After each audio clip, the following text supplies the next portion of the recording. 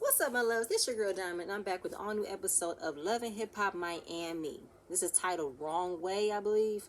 Alright, before we get into it, I want to say thank you to QQ's Beauty Emporium on Etsy. I love my hat that I ordered from you guys. It is so cute. Thank you. I will be ordering from y'all, so give a shout out for more. Thank you. All right, Love and Hip Hop Miami. Here we go. Ace. Ace is in the studio with Lunch Money, his producer, who has been producing a lot of hits, a lot of records, a songwriter, and he's obviously put some little, bells and whistles on his album, Hero's Journey. And it's a really good song, his opening song. And he got more things in store. I will say the beat is really good. I was just stuck on his name. His name was Lunch Money. That's all I was talking about. So he has a live performance that he's preparing for. So he's all happy this all coming together. His wife calls his phone. This is a very sudden, rushed phone call, and I thought I could hear her yell in the background, possibly saying, "I need help, I need you, I need you," something like that. But this is a distress call because she's trying to be heard and he's not listening. He's saying, "All right, don't say that. I'm gonna call you back. I'm gonna call you back." So he ends up leaving, and he has a conversation with his friend Slim, who was there with him, and he's like, "Listen, what's going on?" That was had an intense conversation with my wife. We were having a discussion, and then I wronged her in some way. I apologize, but then we're not on the same page, and he doesn't like me. He's not seeing eye to eye with his wife. So he talks about what happened at the garden and how, he thought everything was all good, but then the situation came about and she wanted to D-Mike.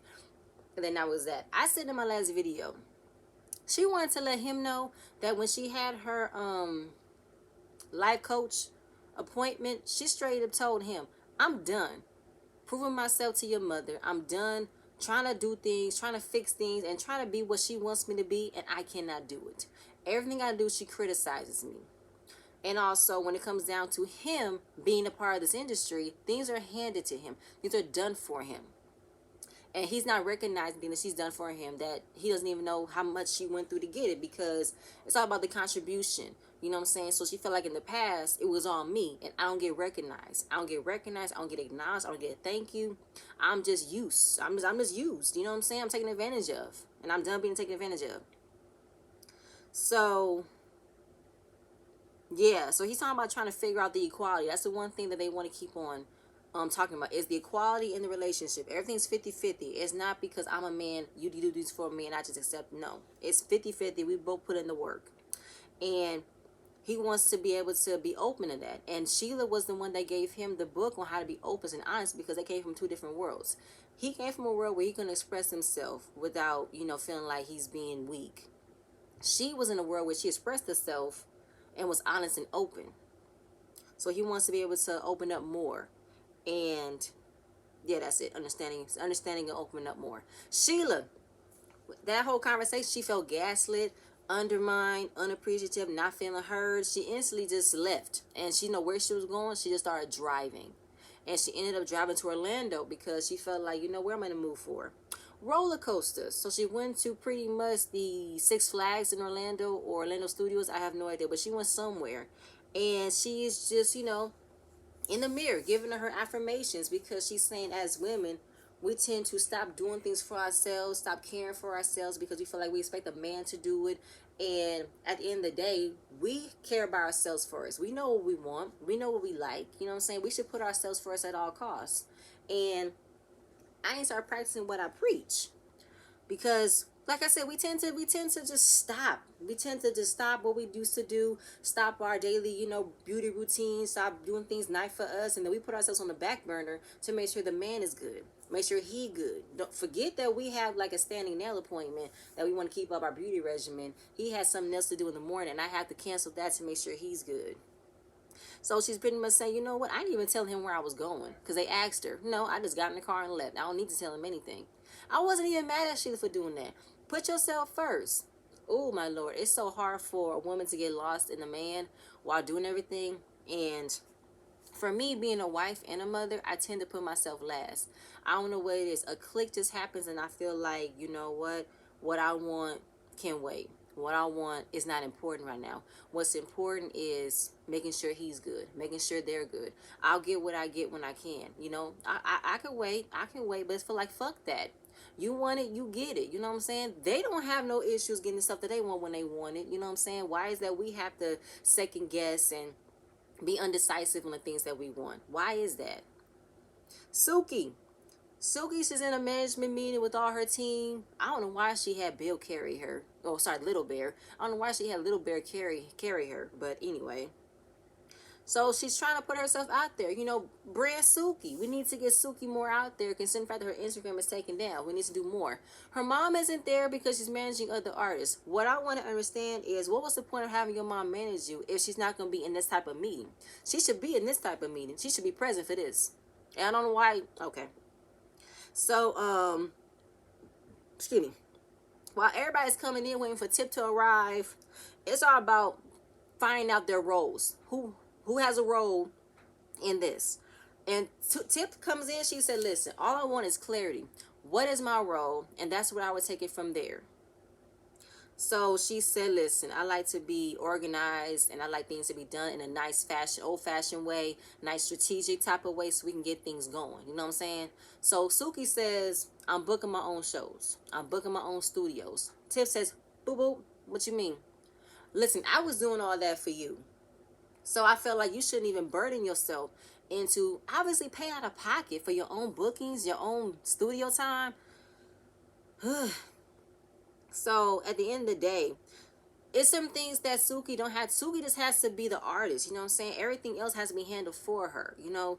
And Bill, Little Bear, he comes in and said, "Listen, I need y'all to be on y'all P's and Q's. I need y'all to get this done." You know what I'm saying? And why is her Instagram down? Why ain't y'all handling that? First of all, Little Bill, what I want to correct you was on, I don't know why you coming at us about why her Instagram is down. You know why her Instagram is down, because she was too busy.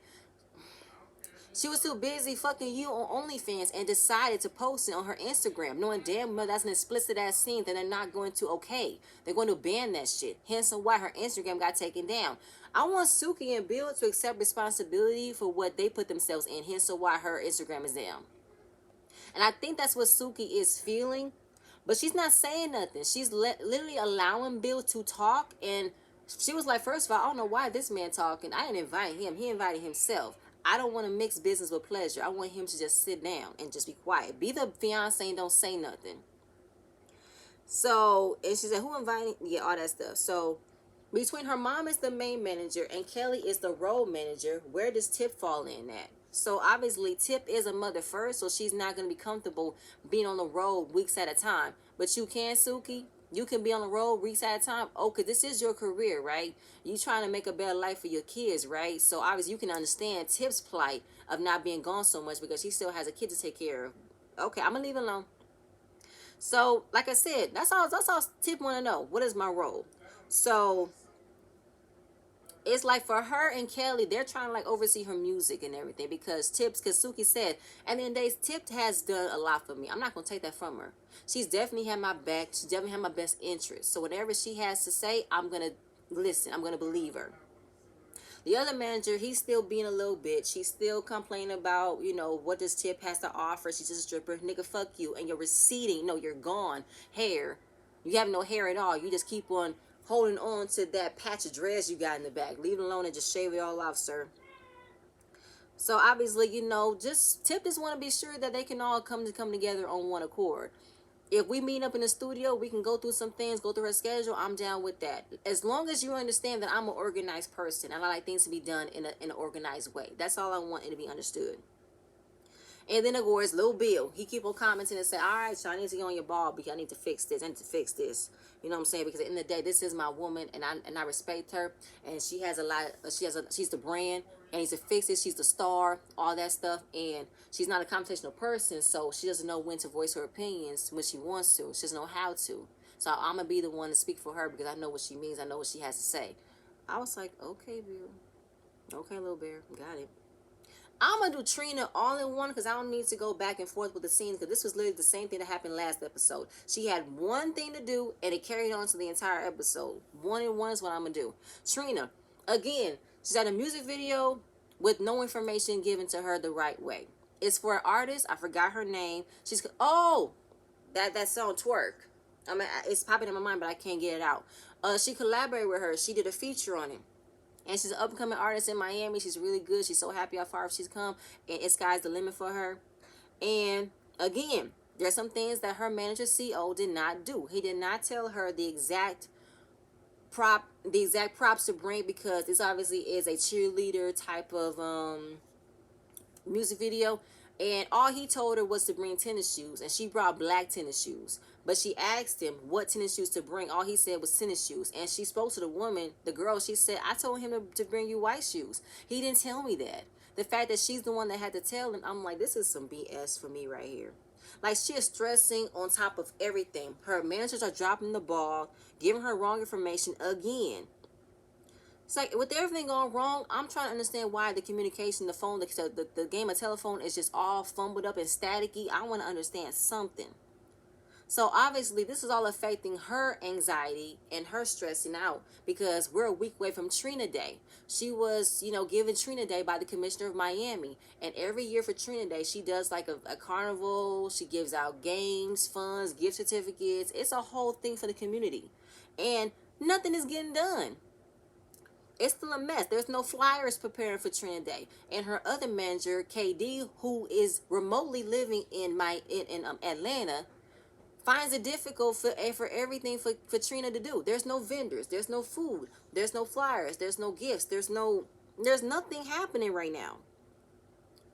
So she's like, her cousin came, Joy came to do her hair. I don't know what Joy came to do. So she's like really pissed off that her other manager is fumbling up the most important day that she wants to get done, and nothing is happening. How the hell we don't have any registered vendors? We don't got no food, no game. This is a carnival. I'm supposed to have games, rides, gifts. Where the fuck is everything happening? DJ, what's up with that? So then she's like asking all the questions, and Katie's on the phone just silent. Well, I don't know if it not can get done, we'll just know it's canceled. She's looking like, listen, I'm about to piss her the fuck off. Because if you can't handle it, then get the fuck out of my life. I ain't got time for this shit. I really want to understand, you know what I'm saying? Like, with how Trina has come far in this game, how is it that she's having beginner artist problems? You know what I'm saying? She's a veteran. You should already have a team that knows what you want and knows what you need, and you ain't got to ask them shit. Why is she in beginner status with this shit? I don't like that at all. Practically, Trina Day is canceled because nothing was done, and obviously a week. So they could probably look at, this video shoot could be, Friday or Thursday, and then next Friday is Trina Day, and it's only so many times that they can get something done before that, because with the pandemic, everything's slowed and shut down. With the pandemic opening, it's probably a lot of hesitant business trying to get themselves out there regarding how, COVID restriction rules and everything. But it's still a short notice to get something done. And she felt like, what the fuck are y'all doing?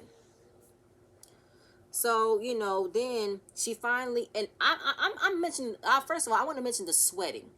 Everybody was sweating in that warehouse. Was the AC on? Everybody was just drenched in sweat while they were in there. So basically, she's like, you know what? Let me go ahead and calm down. Give me this tequila. It's too early for me to be drinking tequila right now. Let me go ahead and get this done. Leave me alone. And then CEO was like, all right, cool, I'm gone. No, nigga, you need to get here and you need to admit your downfall. That's what you need to do. So her manager is talking. So CEO is talking to Joy. He's like, what's up with your cousin? What you mean? I mean, how can we control her?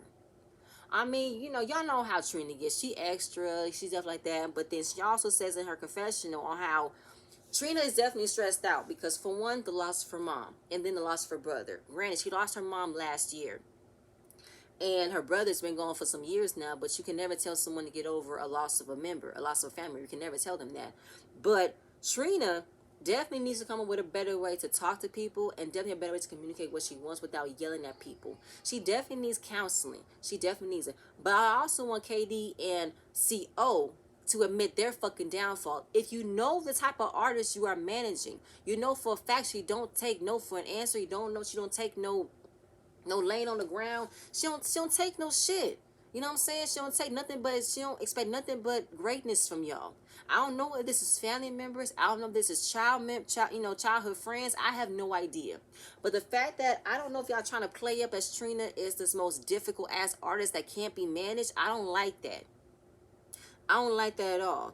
and she needs a break. She needs this. She needs time to recuperate because she is so stressed out. I would say she is stressed out. She's probably stressed out because this is so fucking stupid that I'm still here on this shit, and I got to do with beginner manager problems. How nobody want to handle me. If you don't know how to handle an artist, the type of artist that she is, then what the fuck you doing here?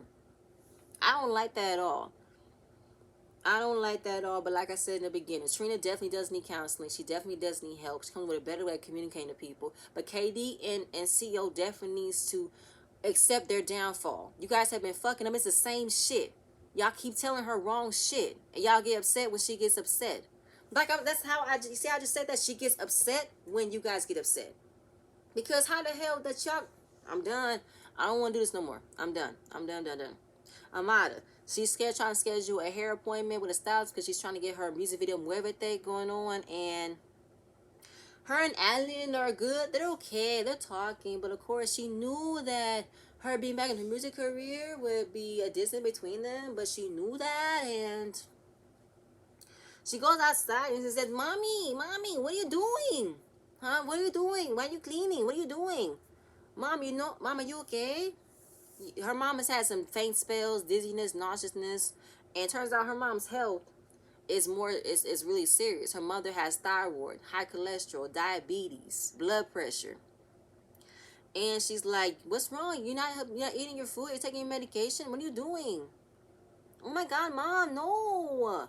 So obviously, Amada feels guilt that she was so focused in her career and her life, she wasn't paying attention to her mother, and she feels like had she paid more attention, her mother's health wouldn't have been this bad. But her mother's health have been as bad when she was a kid. Obviously, probably due to maybe health insurance wise, she couldn't get as help as she can. But now since Amada has the money to get her mom the best help, her mom is not taking her medication, which is her mother's fault. That's not your fault, Amada, because of how much your mother is pushing you into making sure you're working, you're making the money. Your mother would definitely go through the pain for you to get what you have, but your mother needs to make sure she takes time for herself because she still has to think about herself at the end of the day. She can't constantly be available to live her life through you because she's not thinking about herself. I don't know why she's not thinking about herself. That's really sad. So then Amada does the whole, let me go ahead and fix this shit. Since you're not going to do it, I'm going to do it. She gets a garbage bag and she puts all of the bread, apple pies, chocolate cake, carrot cake in the bag, ice cream. I was like, oh my God. Listen, I'm already trying to get my health back on because bread's my weakness. I love cake. I love ice cream. Ugh. Anyway, so she pretty much says, whenever she travels, her mother fills the house with fattening foods. I'm like, oh, and her mother is not watching her sugar intake. She's not watching the calories, the high salt intake and things. And so she takes her mother to a doctor, their health physician, and her mom was shaking. She looked pale, and come to find out, it's worse. She hasn't taken her medication on time. So the fact that she's not taking her medication, her body is reacting to this medication not, keeping them at bay. And he tells her, listen, if you don't take your medication, you can die. Amada, oh my God, listen. I don't know about what happened to my mom. I don't know. Like, I can't think about what happened to her. I just can't. I can't. She's my everything. Doctor, like, please, mama. Amada's in her telenovela like everything in this episode. You know what I'm saying? She is all over the place. Like, ay, Dios mío. Like, she's doing all of that. And while I understand her plight, I understand how she felt about making sure her mother's health is good. But Amada, you have a lot of weight on your shoulders because she has said she's the breadwinner. She's the money maker. She is the main one paying for everything. And the fact that I felt like I didn't want to be mean in saying this, but the mom not taking care of herself is the mother's fault. If you know you have high blood pressure, you need to make sure you're eating things that don't have high in sugar. If you know you have high cholesterol, no more salt. Thyroid, get rid of things that are fattening yourself. You know what I'm saying? All that stuff. That's her mother. Her mother should know where her body reacts to. She should know. And Amada, you have money. Get your mother a dietitian. Have someone help her prepare how to prepare meals that are not as high in salt, not sugared. Have her prepare things. You know what I'm saying? Help prepare her meals because you could pay for it. So obviously, with the stress of feeling like her mother health is getting worse because she wasn't paying attention, now she's even more stressed out because she's 3 weeks late from her period, and she had been with Alan for the last 5 weeks, but then 3 weeks ago her period hasn't come yet, so she's definitely feeling stressed that she could be pregnant. So she's done her blood work. We won't find out until next week. And she is so nervous about whether she's pregnant, what her mom think. The fact that you're so concerned whether or not your mom will accept it or not accept it should not be your mother's business. Not business, but your mom has no permission, no authority over you. She living in your house. You paying for everything. What your mom gonna do? Stone you? She can't disown you. Where she gonna go? She disowns you. Nowhere. So, Amada, it's your life, and you have to separate, detach yourself, cut the umbilical cord with your mother. You cannot live your life as your mother sees you as. I know your mom wants you to be as best as you can be the big star, which you are, but at the same point in time, you have to cut off some time for it to be about you.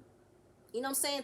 I know you want to have a baby. I know you want to get married. But the way that your mom is stressing you on making sure your music is out there, you're out there in the star, the movies and everything, it's putting a lot of pressure on you into trying to fit everything all in one. But Amada, everything is on your time. Your time, and your choice. That's what you need to do. So while she got back from the hospital, her mama's been put on rest, and she's in the kitchen cleaning. You know, old folks, they don't listen. They just like children. You gotta tell them more than once to stop doing. So she's in the kitchen sweeping. She's like, no, no, no, move, because she was just off the phone with a choreographer for her video. Because she's paying for everything out of pocket, basically. Trying to find the booking, the low budget. She's trying to everything out of pocket for a video. And while her mom is resting, she's talked to her father because her father has been supportive and concerned about her mother's health as well. And she she wants him to help out, while she's trying to figure out her music, where it's going. She's going to be hands-on with that. She wants her father to be helpful around the house with mom. And as she was talking, all I could do was stare at that long gray hair that I wanted to just take a tweezer and I just wanted to take it, and I'm like, oh my God, that one gray, I just want to tweeze it out because it was bothering me. Turns out that ain't going to do that. He wants to go back to Santo Domingo. He has a place, and that's where he wants to go. I felt like, wow. Because even though the mom didn't like how she helped him with his prostate cancer, that he's cancer-free from, thank God, he don't want to be here to help with Mama Anna. He don't want to be here to help her. Obviously, she don't want him there anyway, but at the same point in time, it's like, damn, you don't want to help. I understand you guys are not in a relationship, but you don't want to help my mother out? Really? So was you just here for me to help pay for your cancer? Not cancer, but pay for your chemo? And when you got cancer free, you done with me? She's like, fine, it is what it is. She's like, I expected him to leave at some point. Even though by the time I get to a point where I'm comfortable, I love being around him, he leaves. Fine, it is what it is. I'm all by myself. But Amada, you're not by yourself. You could easily hire a dietitian for your mother. You could easily hire a living nurse for your mother. But your mother needs to separate herself and find something else for her to do. She can't always be up under you all the time. She needs to find her own life. Moving on. Ace has a conversation with Blondie and his sister about what was being said about his wife. What is the disconnect? Blondie, because first we're talking about Xavier, his nephew from his sister. That's the oldest son. And then coming to find out, what's going on between Blondie and Sheila. So Blondie believes that Sheila acts rude to her. She doesn't answer her phone calls. She just looks away for ignoring her. Because they talk about the brunch. And the scene that I'm looking at is when Sheila was trying to get her father something. And Sheila made a joke about how she can get her father something, but would take too long to answer a text message from Sheila. Sheila already walks on eggshells when it comes to talking to Blondie because she feels like everything I say she's going to criticize. And she don't like the fact that, either way, I can't even get the words out. But Blondie is just selfish. She's selfish, and she doesn't understand why she has to share her love with her son, because that's all you are to him, is his mother. You're not his wife. And she says, I know you can't satisfy two people, but I'm over here and she over here. And she feels like she's left behind or something. And then at the end of the day, Ace is trying to tell her, first of all, the way that I'm hearing you talk about my wife, I know that's not her. That's not her character. So I'm gonna need to stop you right there. And then here she goes with the waterworks. It's all about me. Everyone wanna attack me. Everyone wanna say Blondie is this, Blondie that. He's like, listen, listen, stop the waterworks for real. Because you can't say what I'm saying is negative. Because I know for a fact that this is a one-sided conversation. And I know my wife. My wife will never do that to you. So I know you not full of shit, but mom, you lying. And considering the fact that, this was a conversation that needs to be had because Ace wanted to set boundaries because I understand that's you're his mother, Blondie, but at the same point in time, you need to respect his wife. Like he said, at the end of the day, mom can have her opinion. I'm not gonna tell her. I'm not gonna ask her to change her mind. I have to understand her opinions, understand her feelings, but she needs to understand mine. Sheila is my wife. I have to respect it and understand it. I don't care how else you feel about it. So she's all crying and everything. Like, that's what pissed me off, and I don't do that. And then she's all about, yeah, everybody don't know what I went through. Nobody don't know what Blondie went through. Blondie's all about this and that, but nobody knows what's going on with me. So now the honest conversation is coming from her kids saying, Mom, we've never had the open, honest conversation to tell you how we feel because we were never taught to express our feelings. We were told we express our feelings, we get smacked in the mouth. So at the end of the day, don't act cocky, don't have an attitude, don't get defensive when someone is telling you you're wrong. Because at the end of the day, your kids had told you were right all along because they wanted to keep you from kidding them. But you're wrong, Blondie. And the fact that you keep on equating yourself as being in the same level as Sheila, you can't be in the same level as Sheila. You can't. A wife will always trump the mother. You have done your part and raised your son. Now he is a grown up to be a man that has to handle responsibilities. And he found someone that can help be that helpmate, that support him, that loves him in a way that you will never do. You can never support him the way that Sheila does. You can never do that. You are his mother. You need to respect his decision for who his wife is, and you need to respect Sheila for who she is. She's done having to prove herself to you, and you criticize her every chance you get. How you keep on throwing daggers about how she lost the baby, and how you keep throwing daggers about how she wasn't there when he lost his first child. Who the? Oh, I don't want to cuss. I don't. I don't. I feel like I'm cussing at her, but I want it to be understood. You can never be on the same level as a husband is to a wife. You can't. You are the mother. And the fact that you want to drive a wedge or make sure that you are the main important one that he has to still love, still support, even though I already know he's supporting you. But it's not just you he has to support. He has to support his wife and his children. At the end of the day, he wants to be into the conversation. I want this to be understood and I'm moving on. Because at the end of the day, you're not going to separate me from my wife. No matter what your plight is. And even though she was crying, a part of me felt like she was crying because she got called out. And she was crying because she wanted to make Ace feel bad about what he said. But I'm done with that. I'm done with that because, like I said in my last couple of videos about this, Blondie, you can't live your life through Sheila. It's not even live your life through Sheila, but like I said, you can never be that woman for him because you're not going to be. You're his son. That's your son. You're his mother, and you have to understand and respect his wishes and understand and respect his wife. You have to. Otherwise, you will drive a wedge between your love for your son, and your son will probably make a way to not even want to be around you because you don't love his wife. You don't respect his wife. Be careful with that. The more you push Sheila away, you're going to end up pushing Ace away. Suki. Suki's in her car. This Rose. This Bentley. This Rose. Rolls Royce Bentley. Yeah, whatever. This Bentley. She's in this Bentley, and they were talking about the meeting and how she felt like Little Bear had no business being there because this is not, this is about me, not about you. Obviously, I think Suki, you kind of gave him the authority to act like he was somebody because in the beginning of the season, didn't you say, me and my husband are one. Whatever I do affects him too. So whenever y'all say in front of us, because this is his life as well. So considering the fact that you wanted him to be in the forefront of everything, it gave him the space to want to do everything. Not do everything, but pretty much have a say-so in how things should run for you. And she said, listen, I don't want to mix business with pleasure because things can get rocky, things can get sticky. And I don't want that. So she pretty much said, bitch, respect me. And they go back and forth about, I do respect you. We think I'm talking about you and all this and that. You got the big fish, okay? I'm the biggest fish in the sea. Left and right. So then the argument break out, and they say, "Get the fuck out of my car! Get the fuck out of my car!" And the security comes in, the other producer comes in. She's in the doorway trying to listen.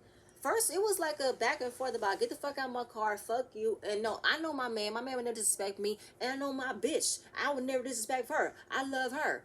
Somebody put a buzz in his ear thinking that I'm going to play him and shit like that. I never said that, okay, well, go get your mama. Have your mama come get you right. I ain't asking right, but your mama did go that way, left and right, left and right.